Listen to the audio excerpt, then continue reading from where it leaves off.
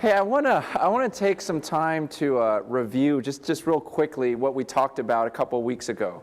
It was the passage where Jesus has this crowd of people following him, but then he says to this crowd, "Listen, if you're not willing to hate your father, mother, brother, sister, kids for me, then don't even bother following me. If you're not willing to hate your own life, if you don't hate your own life in comparison to your love for me, then don't even get started." He goes, unless you're willing to go to the cross with me right now, unless you're willing to right now walk with me to the cross and be killed, he goes, then I don't want you to follow me. You cannot be my disciple. And it's a very harsh statement. It's a very direct statement saying, look, it's all or nothing. And then he used the illustration. He goes, if you're not going to, he goes, you don't want to start a tower, build it halfway, and then quit. He goes, so let me tell you the cost ahead of time, because I don't want you quitting halfway. That if you're going to follow me, you got to follow me to the end. And you got to be willing to give up everything for me. And it's a pretty, it's a passage that's very dear to my heart because, okay, when I started ministry, one of my concerns, and possibly my greatest concern, wasn't necessarily for the people that are out in the world that just blatantly can't stand God, say they hate God or don't believe in God. One of my biggest concerns are people that go to church and thinking, how many people of the people that go to church really have made that type of commitment to Jesus Christ?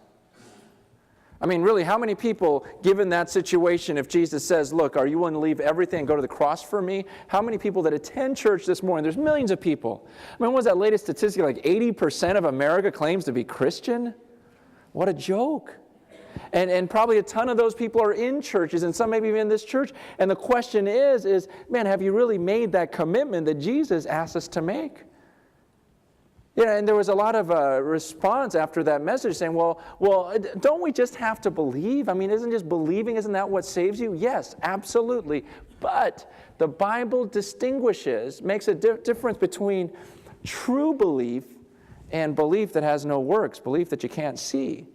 And saying the person who truly believes in me, there's going to be actions that follow in his life, his or her life. The good tree produces good fruit.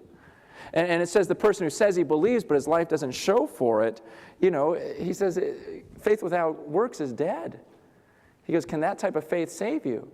And then he uses the analogy in James chapter 2. He says, look, even the demons in hell believe that there's a God. So big deal if you come to church saying, I believe there's a God up there.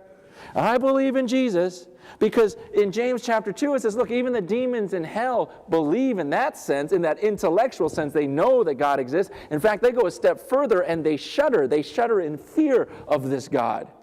The difference is that they had never made that commitment to follow this God. They never said, you know what, I would follow him. I will surrender my will to his.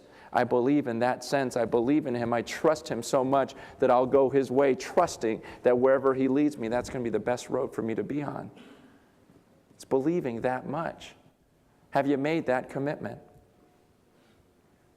Because what scares me is passages like Matthew 7:21, when Jesus says, not everyone who says to me, Lord, Lord, is going to enter the kingdom of heaven. Only he who does the will of my Father who is in heaven.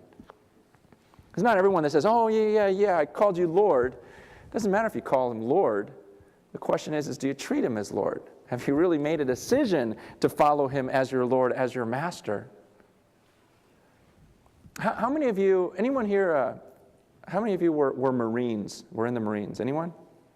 How many? Okay, a couple? 2 guys in this whole place? All right, okay. All right, yeah, that's cool. That's awesome. No, it's an awesome thing because when I was in high school, I wanted to be a Marine. You can't help but kind of want that. As guys, you look, you see the commercials, the few, the proud, the Marines are like, yeah, and it just looks so cool, and I want to be part. And I remember the recruiters coming to the high school and talking, they were from all the different things, but, you wanted to be a Marine. Not to beg anything else, but just because they had this requirement. But then I started looking into it. And I saw, okay, you got to give 3 years. And I thought, 3 years? 3 years of my life just to surrender? And it's like, I don't know. Started questioning it. Then I'm looking at the commercials, and you see them running. And I thought, I want to run every day. Oh, let's wake up and run, I mean, I just started thinking, I don't mind the push-ups, but not that many, and I started thinking about the food and my freedom and this and that. And, so I still in my mind thought, I want to be a Marine, but I don't want to make that big of a commitment to it.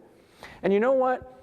I didn't bother going to the recruiter and saying, hey, is there any, lesser plan? Is there like a 1-year plan where I don't have to run so much and eat better things? Because I knew they would just laugh at me and say, come on, we're the Marines. You don't just join on your terms. You can't come to us and say, well, this is what I want to do. This isn't what I want to do. No, we own you. You see, in the same way, I think believers, we so often come to God and we want to come on our terms and say, God, okay, come on. I'll follow you, but give this up and this up and this up. Isn't there a lesser plan? I mean, do you really mean I got to be willing to sever relationships if it comes to that? Do you really mean that I've got to hate my own life and let go of everything I have? Isn't there a different plan for me? No, Jesus draws a line and says, are you in or not? This is it. I own you. I will purchase your life from you. I will purchase you from the pit of hell. I will save you from that. All of my sin on that cross. I'll pay for all of your sin. But I want you. I want you to follow me. I want you to trust me that wherever I lead you, it's going to be best for you. It's like signing your life over, not for 3 years, but for your life here on earth and saying, yeah, I'll follow you. And some of us have done that. And others have said, well, I love him, but not that much. Not to give everything up. And Jesus says, when you're ready, I want you. See, he says it's all or nothing, but having said that, I don't want you to think that God lays it out there and he doesn't care if you follow. Because this very next passage is showing Jesus actually going after people, in a sense, recruiting them, wanting them to follow. But he explains to them the cost. And it's interesting the group of people that Jesus goes to here in Luke 15, because it says Jesus, he now the tax collectors, these were the people, that were working with the Roman government, coming to tax the people and getting the money for the government. But they were crooked people, because what they would do is they would tax beyond what they were asked to so they could bring it to themselves. So they're a very despised group of people. And he says, so the tax collectors and the sinners were all gathering around to hear him.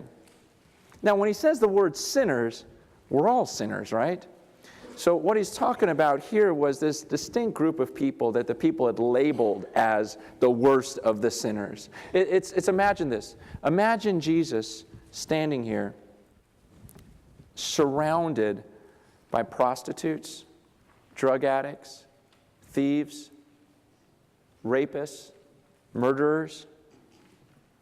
And it says that they gathered around, and the tense of that verb seems to indicate that this was a regular occurrence. It wasn't like a one-time act. It seems like this is what happened. Jesus would gather these people around them, but it says they gathered around to hear him, which is very significant because a lot of people follow Jesus just to kind of watch his miracles or try to get some free bread or fish. These guys, they came to hear him.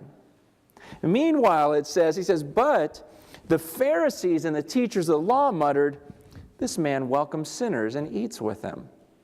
Okay, so then picture these religious people in their robes, all dressed up, all decked out, just going, look at him. Look at him hanging out with those prostitutes, those sinners, those tax collectors, those outcasts. He couldn't be of God. Because look at the people he hangs with. Look at the people he eats with. And these religious people are criticizing Jesus. As you picture that scene, let me ask, how often do you hang around people like that? How often do you hang around and eat with people who don't believe like you, don't live like you, are rebellious toward God? Because if we say that Jesus is our example and we are trying to become like Jesus, where did Jesus spend his time? He was amidst the people who were hurting, who were outcasts, who were deeply rooted in their sin, the people that the world labeled as the sinners, the real sinners. Jesus was with them. How often are you with them? There's a very sad statistic that's been around for years where it says that the average Christian in America, after becoming a believer within 2 years, they suddenly have no relationships, no friendships with unbelievers. That Christians learn to kind of segregate themselves, and suddenly they just surround themselves with people who believe the same way they do, and they're not out amidst the world making friends, developing relationships, sharing with people who don't believe the same way that they do. And yet that was Jesus' model. He didn't look at them as outcasts. He went to them. And they were the ones that listened. They were the ones who heard him. You guys remember, some of you remember, our old worship pastor, Jim Altizer. He was here for a few years. And, Jim's, you got to love Jim. I mean, he was just one of these quirky, guys that just, he had a way of saying things. But I remember one of his favorite statements was, he goes, Christians are like manure. If you spread them around, it would cause things to grow. You keep them all in one place and it's going to stink. And I thought, wow, it's very profound, Jim. But just that whole thought of, it's true, though. I mean, we're called to be the light of the world, the salt of the earth, not to seclude ourselves and keep ourselves in one place. And if we're to follow the model of Jesus, we got to look at who he's with. And the religious people criticized him. You guys, let's never be a church that's like that, that criticizes. I mean, if this last week you saw me in a bar, not drunk or anything, but you just saw me there hanging out with a bunch of people, would you be disappointed in me or proud of me? Oftentimes, we just think, ooh, I saw him in that place, and he was with all these people who were unbelievers. You guys, that's where we're supposed to be, hanging out with them, not doing the same things they do, but being a light and teaching them. Jesus didn't run away from them. As a church, that's where we ought to be. And anyways, as these people are kind of going, ooh, look at Jesus, ooh, he's with bad people, Jesus responds to them, and he tells this parable. It's a great, we can learn so much from him, because Jesus tells them this parable in verse 3, and he says, suppose one of you guys, hey, religious people, suppose one of you had 100 sheep, and he loses one of them wanders away. Doesn't he leave the 99 in the open country and go after that lost sheep until he finds it? And when he finds it, he joyfully puts it on his shoulders and goes home. And then he tells his friends and neighbors, calls his friends and neighbors together and says, rejoice with me, I found my lost sheep.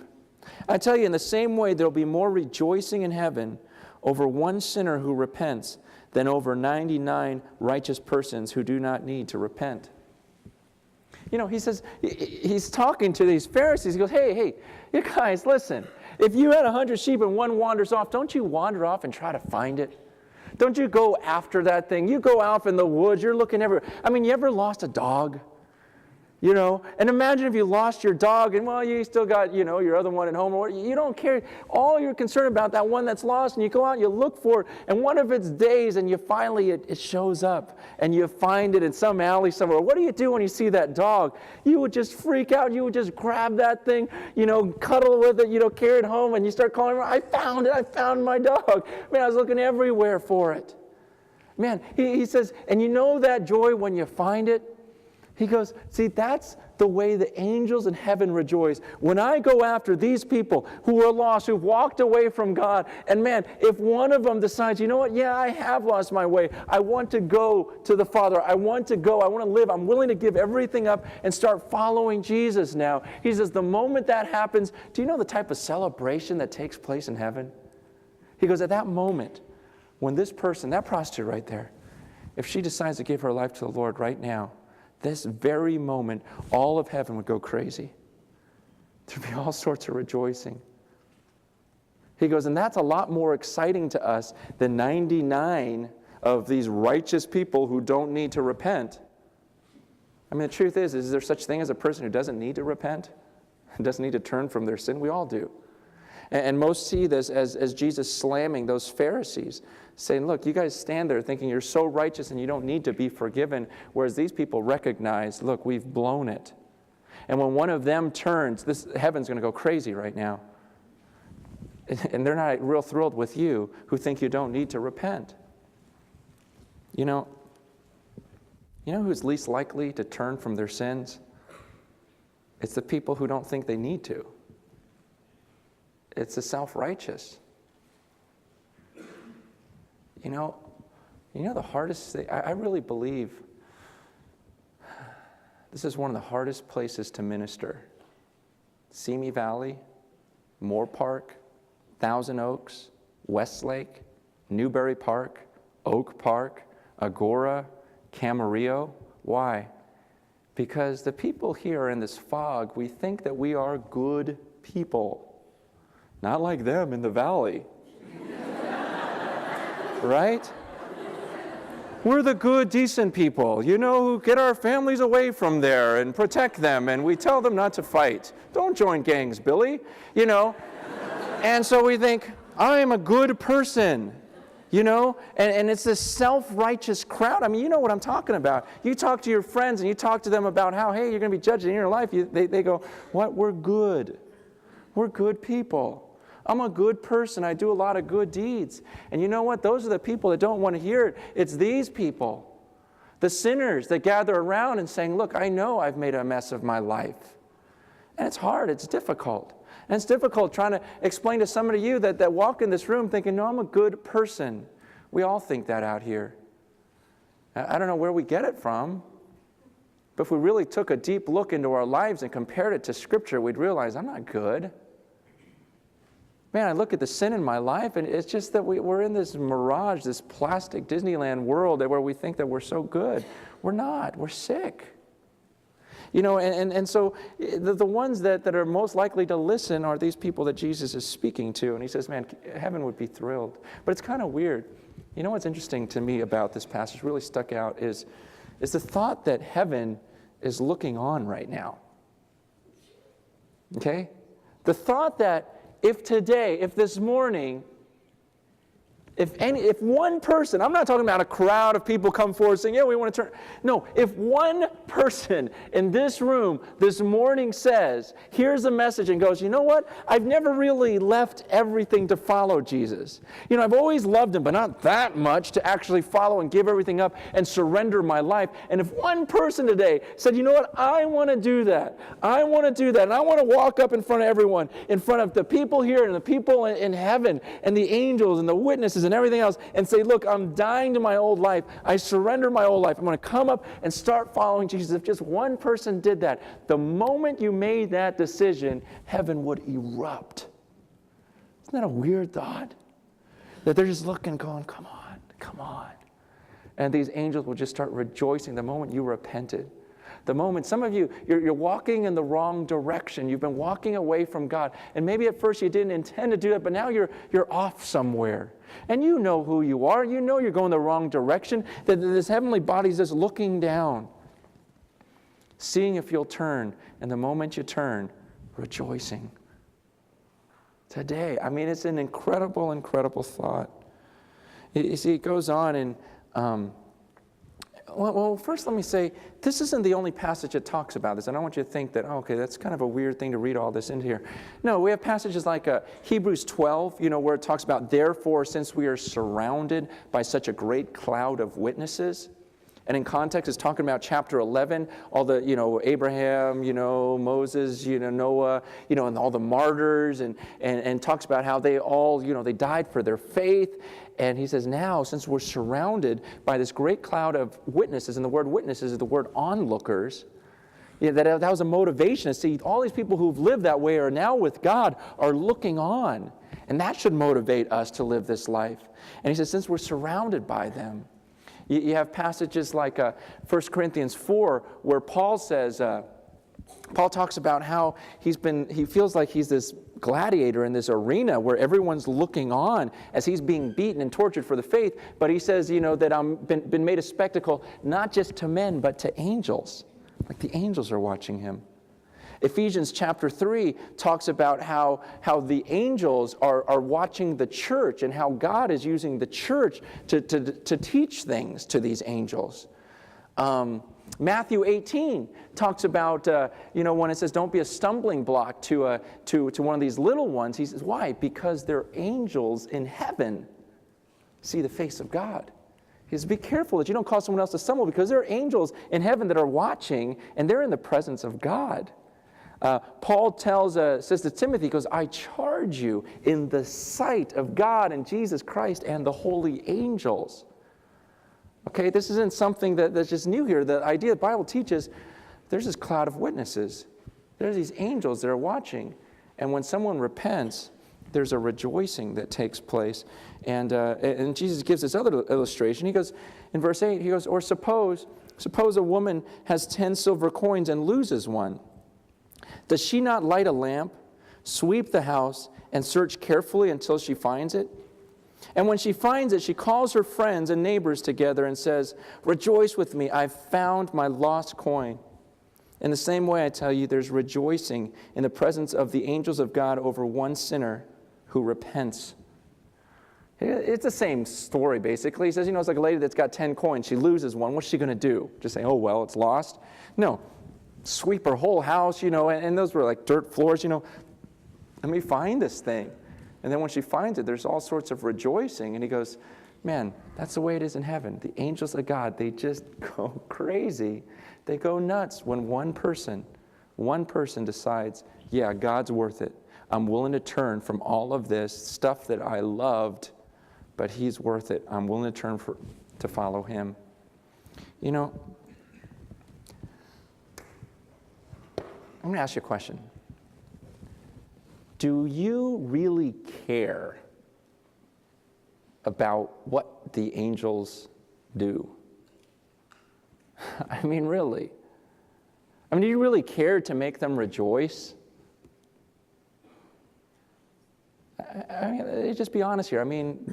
When's the last time you really thought about the rejoicing in heaven and pleasing the heavenly beings by the way you live your life, that them watching you and you wanting to give them something to cheer about? I'll be honest with you, before this week, I never really thought about that. And that's not right. And I was sitting with my wife Monday or Tuesday night. I'm just sitting there talking to her about the passage, and I'm going, how do I get people to care? Because we just get so focused on our own little world, and we just think that everything revolves around us. How do I get people to actually care about what goes on in heaven? I got this illustration, okay? This one's really cool. Very excited. Okay, this is, I think, my favorite ever. Okay. You guys are wondering what's in here. These are roly-polies. Okay? This guy is eating a piece of mud, and he's not really into it. Get the mud away. Hey, get off. Okay, this is what I want to do, and these two, get off her. Okay, here's, got these roly-polies. Okay, this is what I want you to do. Okay, you see that black line around the side? In a moment, I'm going to lift this ring off, okay?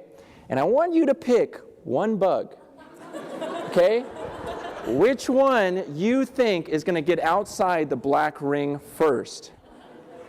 Okay? Just look at them for a while. Just observe them, and which one do you think is going to win? Okay, everyone got one in mind? Okay. How many think it's him that's upside down? Okay, by a round of applause, how many pick this guy? Okay, keep your eyes on him. How many pick this one? How many pick him? Oh, pressure. How many pick him? How many pick this guy? Okay, you guys ready? Keep your eyes on, ooh, he's on top of that one. Ready? He's going to slow him down. I'll wait till he gets, okay, go. Oh, it's neck and neck. Oh, no, he's turning. He's turning. Oh, no, all right. You guys want to play again, huh? Okay, if you're good, we'll play later. Okay, here's the whole thought. Do you think those roly-polies had any idea what was going on? They're just kind of crawling around this, transparency going, what in the world? They have no idea what just happened. They had no idea that there were 1,000 people watching their every move going, oh, go! They have no clue. And in the same way, you guys, the truth is every day, you and I, we live our lives down on this earth, just kind of doing whatever, not realizing there's this crowd up in heaven just watching us going, go, come on, follow God. Guys,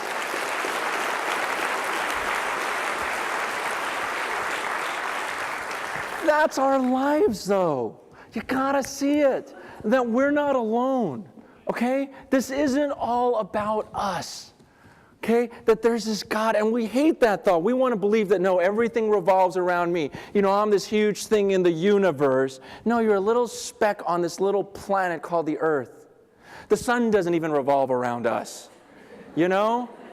It's like we're this little speck on the earth, and yet there is so much going on. And it's not about us, it's about His glory. And to think about these beings in heaven watching our every move, go. You know, I had lunch with our high school pastor, Todd, this week, and I was explaining this to him. I was telling him the illustration because I was all excited about it. I go, this is what I'm going to do, you know, because this is the way I'm trying to think.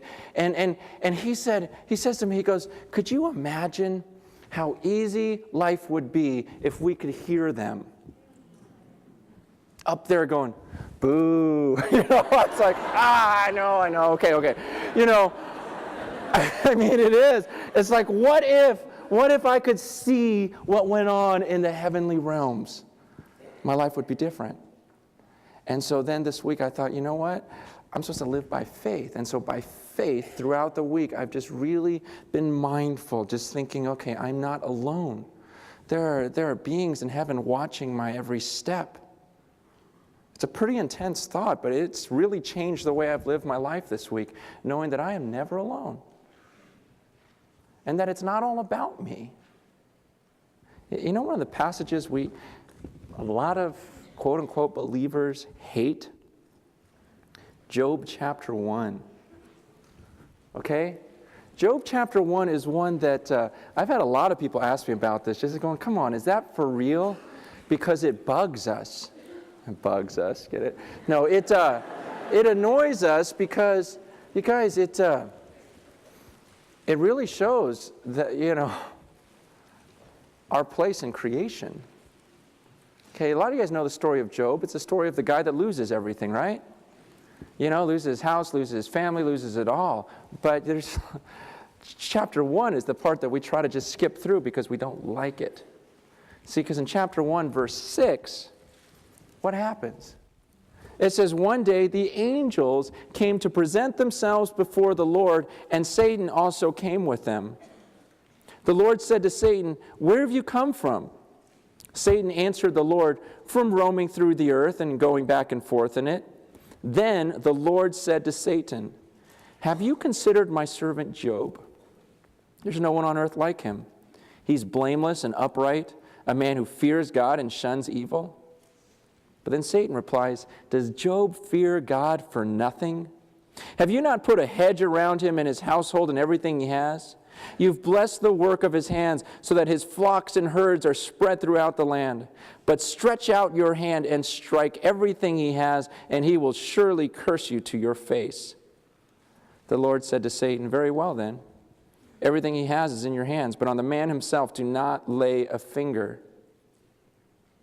And later on in chapter 2, in verse 3, it says, then the Lord said to Satan, the same thing happens, have you considered my servant Job?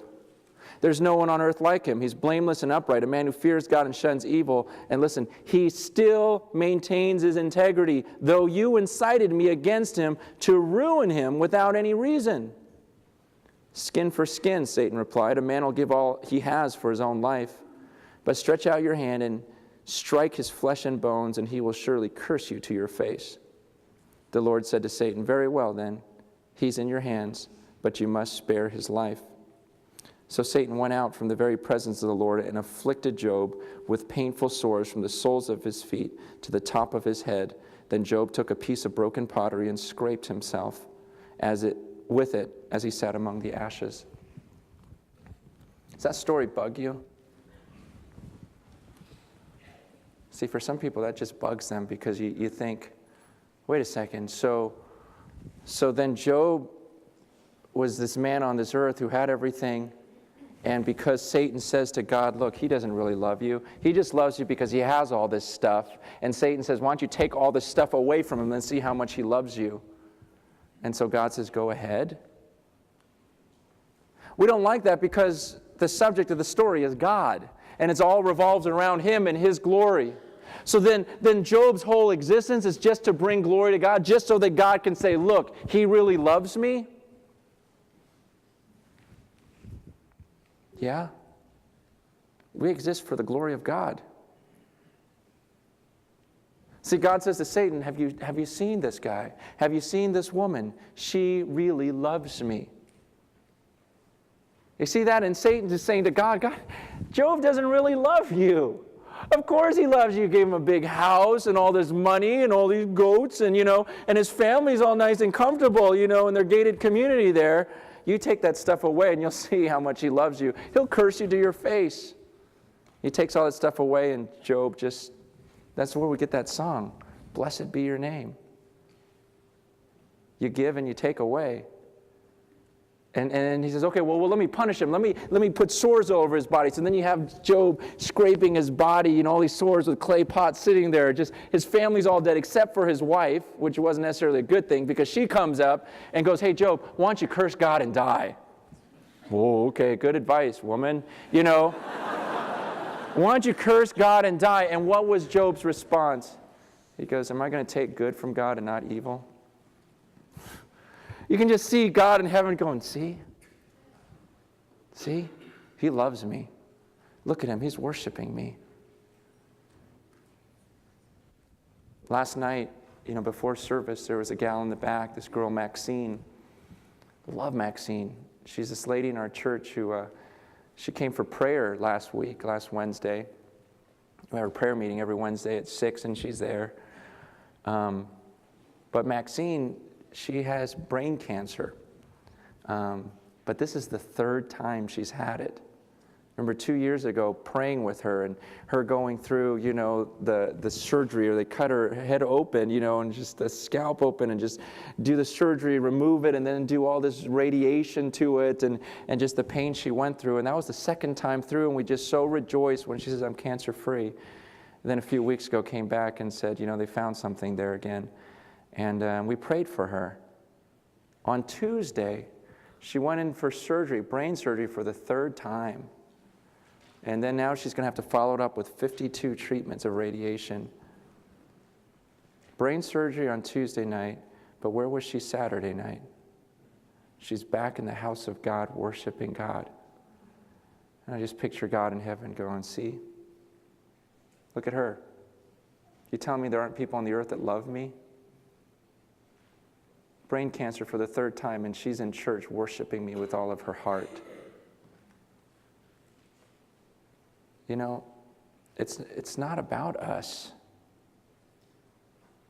If we really believe that, we wouldn't go around asking so many questions like, well, why did this happen to me? And we just realize no matter what happens to me, I got to use it for God's glory. Because I want God to say, have you considered Francis? Come on, look at all you beings gather around. Look at Francis. Look, I'll have some hard things go on in his life, and watch, he'll still worship me. He'll still serve me.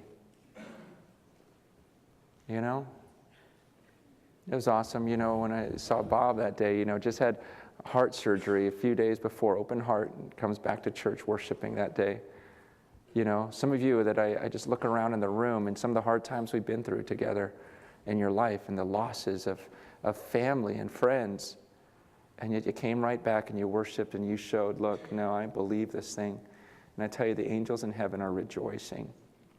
They're looking on and saying, look, he really believes. And God will put temptations in your life, allow temptations. Satan will throw these temptations in your life to see if you'll pull away, to see if you really love God. Like Job, is it just because you have everything that you'll worship him, or do you love him even when it's difficult?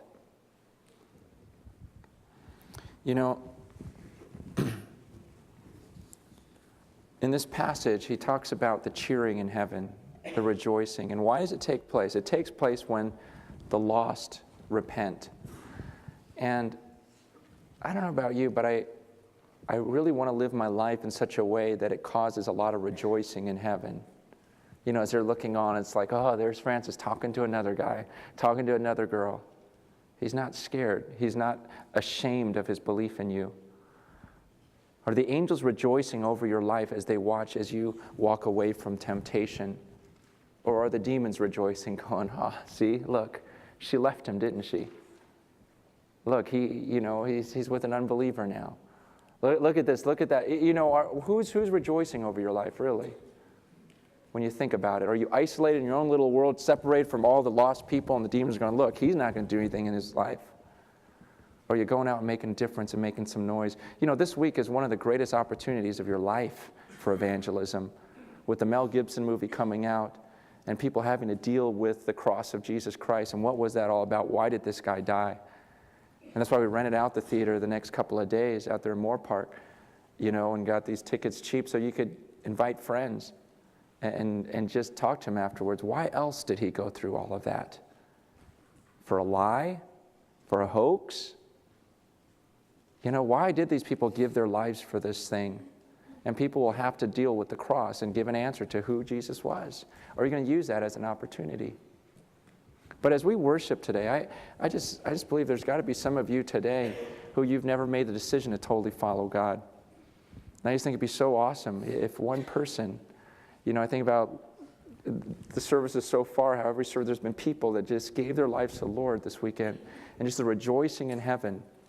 But how about here at 11:30 service, as the angels are looking on, waiting for you to give your life to the Lord? And it'd be awesome for you to come forward today during worship to get baptized and to say, I'm ready to follow. Or some of you that have wandered away from God and you've gotten trapped in some sin, that maybe today's the day where you come up and pray with someone and say, you know what, I've been walking away from the Lord, it's time to come back. Because it's not all about you. The angels in heaven are watching. What are you going to do? For the rest of us as we worship, would you be mindful of what's going on in the heavenly realms right now? I know that there's hundreds, thousands of churches all across America that are singing to God. But wouldn't it be incredible if the angelic beings all said, no, hey, everybody get over here. Look at what's going on in Simi Valley. Look at Cornerstone. Look at these guys worshiping God as they're worshiping God. As you worship, be mindful of the other beings worshiping with you. And let's just give our praise to the Lord right now.